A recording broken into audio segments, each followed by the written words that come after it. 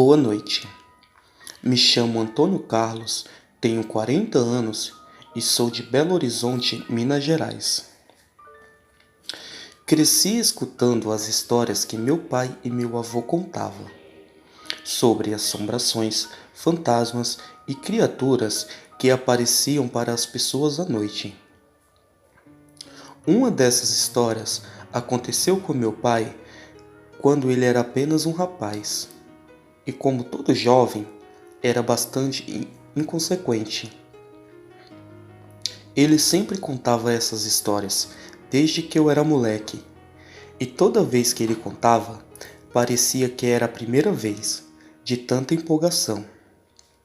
Ele esperava eu e meus irmãos chegar para as festas de fim de ano e começava a contar essas histórias. Meus filhos, eu era jovem quando isso aconteceu. Eu estava indo na estrada que liga Belo Horizonte ao Espírito Santo, em um caminhão com meu primo, que na época fazia fretes de todos os tipos aqui em Minas. Nós tínhamos pegado um frete grande, de uma família que estava se mudando de Minas para o Espírito Santo, e estávamos levando toda a mudança deles para a casa nova, e nunca tínhamos pegado um frete para tão longe. Mas como o dinheiro era bom, resolvemos pegar a estrada. Começamos a viagem, era umas 3 da tarde, porque tivemos um probleminha com um pneu furado, que demorou um pouco para ser resolvido. E por conta disso, teríamos que pegar a estrada à noite. O que era péssimo, pois nessas estradas nunca se sabe o que se pode encontrar. Estávamos na estrada fazia umas 3 a 4 horas e já era noite. Estávamos indo bem rápido, mesmo com iluminação precária, quando avistamos um pouco à frente um carro parado, com um senhor de idade ao lado e com uma criança que deveria ter 7 a 8 anos. Ficamos com um pouco de medo de parar, pois poderia ser algum tipo de armadilha para roubar o caminhão. Mesmo assim paramos e fomos ver o porquê deles estar ali naquela escuridão. Quando chegamos, vimos que se tratava de um pneu furado, que o senhor estava com dificuldades para trocar. Então eu e meu primo pegamos as lanternas e começamos a ajudar, pois estávamos no meio do nada, naquela estrada escura e cheia de mato, tanto de um lado como do outro. Perguntei ao senhor, dono do carro, para onde ele estava indo, aquela hora com uma criança naquela escuridão. E ele disse que se dirigia à casa de sua filha para levar a sua neta. Quando mais cedo, o carro tinha dado um problema no freio e depois, já na estrada, o pneu furou. Parecia que ele não queria fazer essa viagem. Eu deveria ter esperado para fazer quando amanhecesse, disse o senhor, esboçando um sorriso. Já estávamos quase terminando, quando começamos a escutar alguns barulhos muito estranhos vindo da mata. Era como se alguma coisa estivesse andando e quebrando os galhos por onde passava. Então eu peguei a minha lanterna e comecei a iluminar o matagal de onde o barulho estava vindo, só que não consegui ver nada. Eu peguei uma pedra de barro que estava no chão e joguei para ver se alguma coisa corria, só que nada aconteceu.